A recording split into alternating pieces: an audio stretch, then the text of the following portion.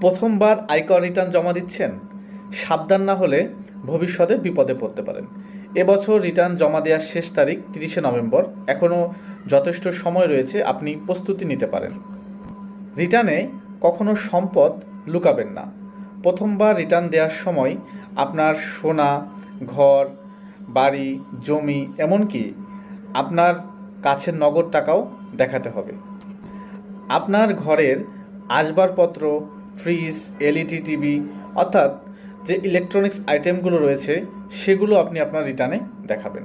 আপনার যদি FDR, DPS, ব্যাংকে অন্য কোনো স্কিম করা থাকে সেগুলোও দেখাতে হবে। অনেকে ভবিষ্যতের জন্য কৌশলে বেশি সম্পদ দেখান, এতে পরে নতুন সম্পদকে সহজে মিলিয়ে নেওয়া যায়। মনে রাখবেন, প্রথমবার রিটার্ন দিলে কর কর্মকর্তারা সহানুভূতিশীল থাকেন, তাই এখনই সব কিছু দেখান। ধন্যবাদ সবাইকে।